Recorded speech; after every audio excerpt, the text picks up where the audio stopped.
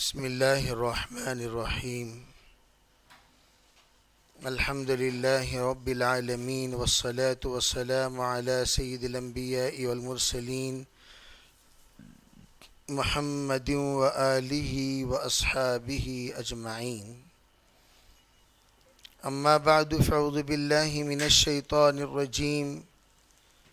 بسم الله الرحمن الرحيم. إنا أعطيناك الكوثر فصل لربك وانحر إن شانئك هو الأبتر. سبحان ربك رب العزة عما يصفون وسلام على المرسلين والحمد لله رب العالمين. اللهم أيدنا بتأييدك، اللهم أيدنا بتأييدك، اللهم أيدنا بتأييدك یا رب العالمین. اللہ تعالیٰ نے سورہ کوثر میں جس کو امت مسلمہ کا ایک بڑا طبقہ بلکہ سب کے سب یاد رکھتے ہیں، اس میں عظیم الشان پیغام امت مسلمہ کو عطا فرمایا.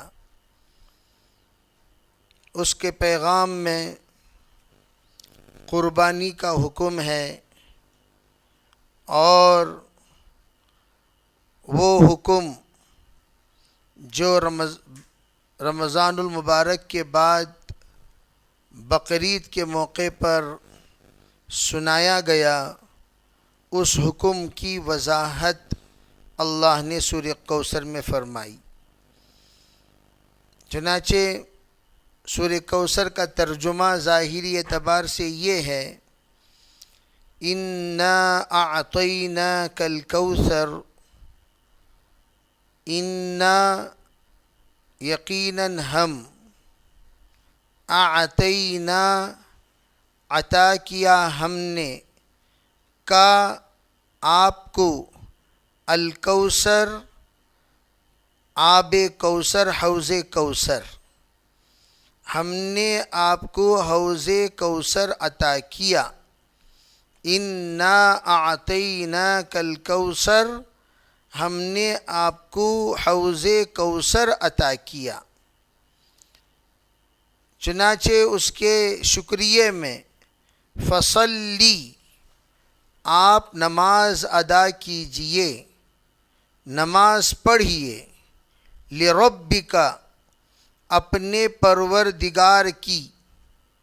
اپنے پروردگار کی نماز پڑھیے یعنی اپنے پروردگار کے لیے نماز پڑھیے. دونوں اس میں معنی ہو سکتا ہے. فصلی لربک، آپ نماز پڑھیے اپنے پروردگار کی. وانحر، اور قربانی دیجئے. ان شانئک هو الابتر، بلا شبہ آپ کا دشمن ہی بے نام و نشان رہے گا. اور ایک مرتبہ ترجمہ سنیں: انا اعطیناک الکوثر. اصل میں انا اعطیناک الکوثر، یقیناً عطا کی ہم نے آپ کو کوثر، یقیناً ہم نے آپ کو کوثر عطا کی. فصلی، تو آپ شکریہ کے طور پر نماز پڑھیں، نماز پڑھیں اپنے رب کے لیے، اور قربانی کریں. وانحر، قربانی کریں. ان شانئک، بلا شبہ آپ کا دشمن ہی بے نام و نشان رہے گا. یہ تو رہی سورہ کوثر کا ترجمہ، یہ تو رہا سورہ کوثر کا ترجمہ. تو اللہ رب العزت نے سورہ کوثر کو جو نازل فرمایا، وہ نبی اکرم صلی اللہ علیہ وسلم پر جو احسان کرتے ہوئے آپ نے انا اعطیناک الکوثر کا جو آپ نے اطلاع دی، نعمتیں عطا کرنے کی آپ نے اظہار فرمایا، تو یہ اس کی وجہ کیا ہے؟ اس کی وجہ کیا؟ اس کی وجہ حضرات علماء کرام یہ لکھتے ہیں کہ آپ علیہ الصلاۃ والسلام کو آ کر لوگوں نے بہت برا بھلا کہا۔ جس وقت سورہ کافرون میں اللہ کے رسول علیہ السلام نے کمپرومائزنگ سے عذر پیش فرما دیا کہ اب ہمارے اور تمہارے درمیان سمجھوتا نہیں ہو سکتا، تو لوگوں نے مختلف اعتبار سے آپ علیہ الصلاۃ والسلام کو برا بھلا کہا۔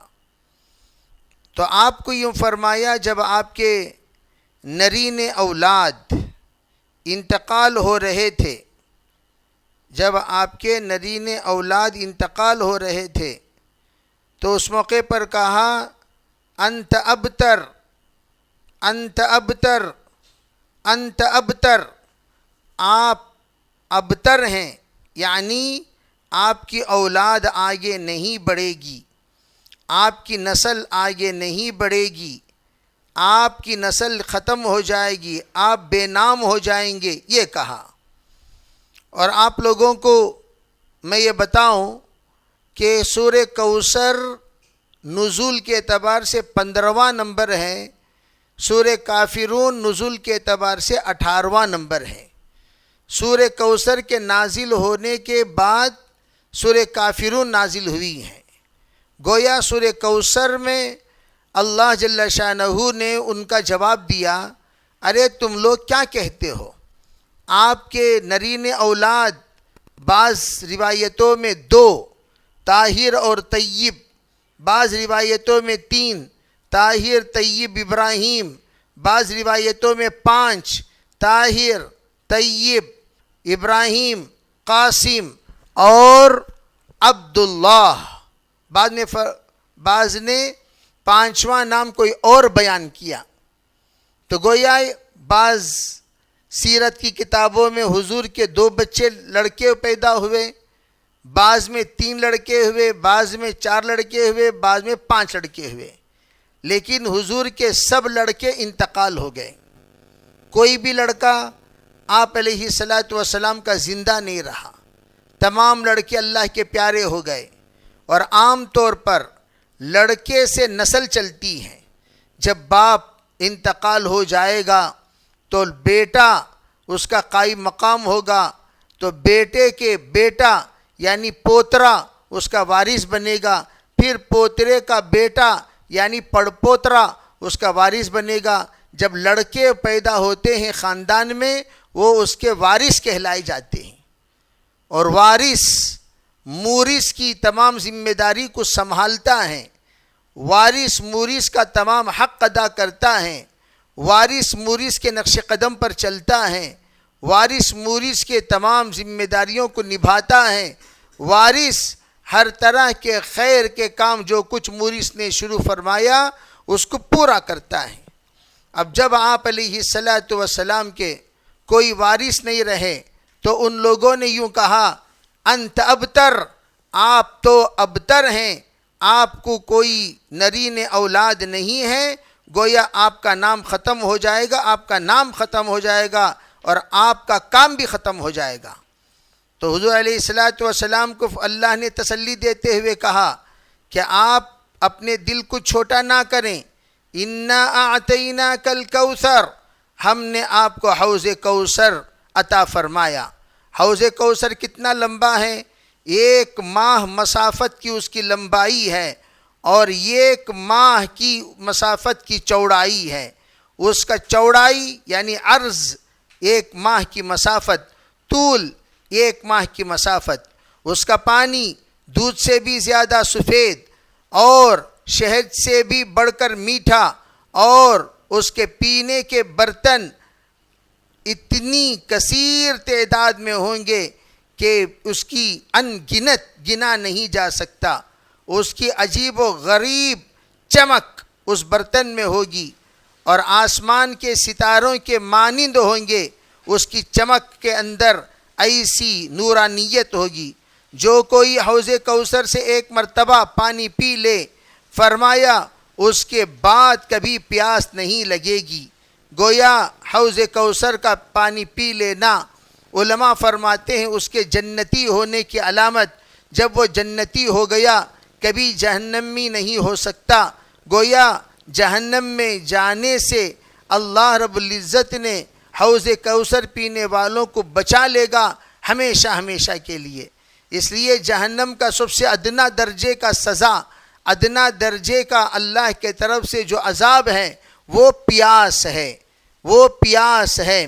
جیسے کہ بعض روایتوں میں ہے اللہ رب العزت جنتی جس وقت جنت میں جاتے رہیں گے اللہ تعالیٰ فرمائیں گے میرے فضل سے جنت میں چلے جاؤ، تو ایک انسان سوچے گا یا اللہ میری زندگی بھر کی نیکیاں، میری زندگی بھر کی خیر و خیرات، میری زندگی بھر کی تمام خوبیاں، میرے اخلاق، میرے اعمال میرے جنت میں جانے کے سبب ہیں، اور آپ اپنے فضل سے جاؤ کہہ رہے ہیں، آپ کے فضل سے میں کہاں میرے اعمال سے میں جا رہا ہوں۔ اللہ اس بندے کو فرشتوں کے ذریعے سے بھیجے گا، جاؤ ذرا جہنم کے قریب گھما کے لانا۔ جب وہ جہنم کے قریب جائے گا پیاس سے اس کا حلق دق دق کرے گا، فرمایا وہ پانی پانی پانی مانگے گا۔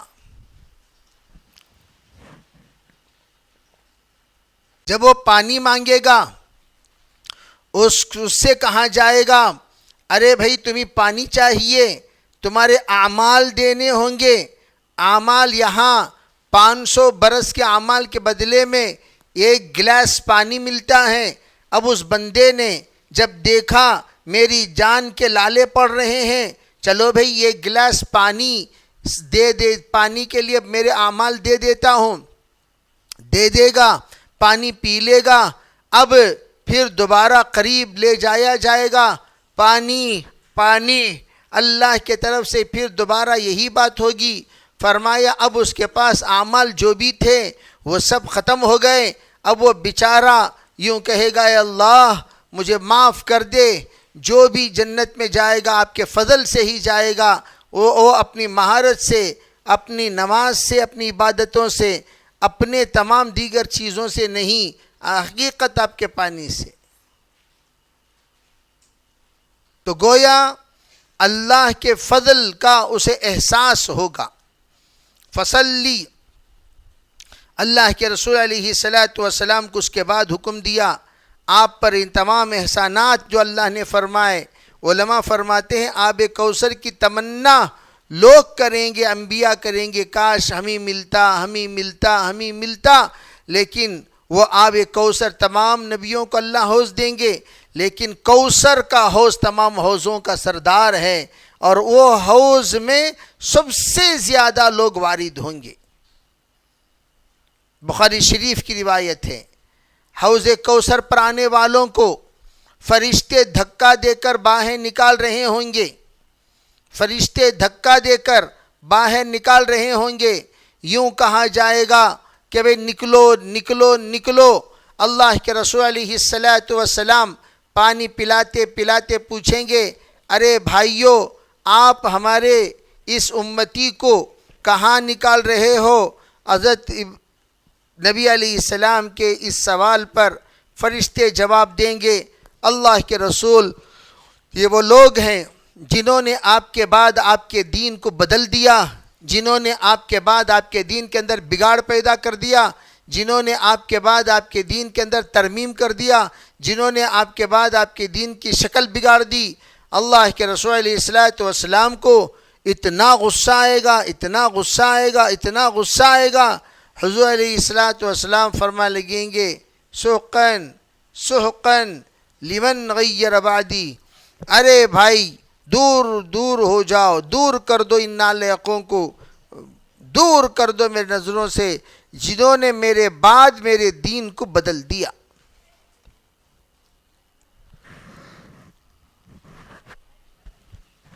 آپ ذرا اندازہ لگائیں کہ اللہ کے رسول علیہ السلام رحمت للعالمین ہونے کے باوجود کتنی ناراضگی کا اظہار فرما رہے ہیں، اور کیوں؟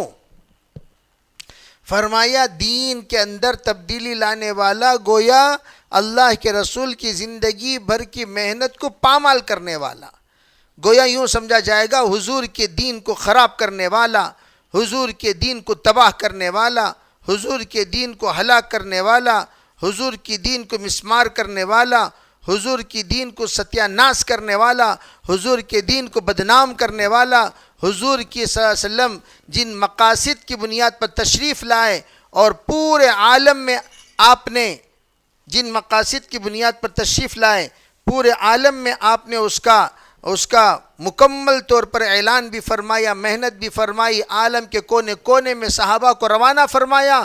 اس دین کو جب یہ لوگوں کو مٹانے والا آپ محسوس کریں گے، دیکھیں گے، آپ کہیں گے نکل جاؤ، میرے نظروں کے سامنے دکھنے کی ضرورت نہیں ہے۔ اس کے جہنمی ہونے کے لیے اتنی بات کافی ہو جائے گی۔ فرمایا اسی لیے جس کو حضور اپنے ہاتھوں سے آب کوثر نہ پلائیں، سمجھو کہ وہ جہنم میں جانا لازم ہو گیا۔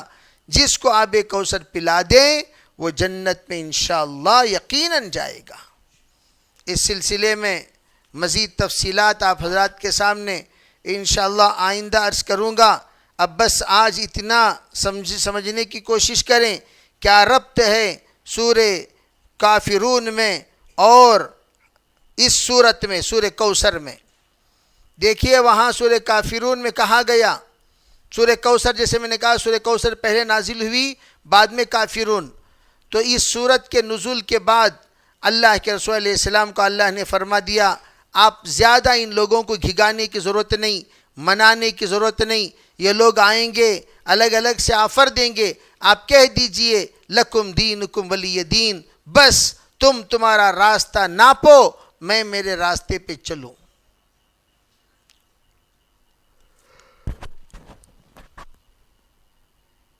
اس لیے ہرگز آپ علیہ الصلوۃ والسلام نے ان سے ہاتھ ملانے سے منع کر دیا۔ اور پھر اللہ نے الحمدللہ سادات کی نسلوں کو بنو عبد المطلب سے اللہ نے محفوظ کیا۔ عبد المطلب کے پوترے ہیں حضور، عبد المطلب ہی کے پوترے ہیں حضرت علی، اللہ نے حضور کی بیٹی اور حضرت علی ان دونوں کے ذریعے سے اللہ نے سید خاندان کی حفاظت فرمائی۔ تو گویا حضرت علی بھی پوترے ہیں اور حضرت نبی علیہ السلام بھی پوترے ہیں۔ اللہ نے ایک پوترے سے بیٹی اور ایک پوترے کو ان سے نکاح کرا کر اللہ نے دونوں کے ذریعے سے سعادت کی حفاظت فرمائی۔ تو الغرض یہ دونوں مل کر سید، یہ بھی سیدہ ہیں، حضرت فاطمہ بھی سیدہ ہیں، حضرت علی بھی سید ہیں، ان سے نسل چلی حسن و حسین ان کے ذمہ دار بنے، اور اللہ نے حسن و حسین جو خالص سید ہیں، اس لیے کہ باپ بھی سید ماں بھی سید، اور انہی سے اللہ نے سلسلے سعادت پورے عالم میں پھیلایا۔ اللہ تعالی ہمیں سریے کو سمجھنے کی توفیق عطا فرمائے، اور اللہ تعالی استقامت نصیب فرمائے، اور جو باتیں کہی گئی ہیں ان باتوں کو دل نشیں فرما کر اور اس پر عمل کرنے کی توفیق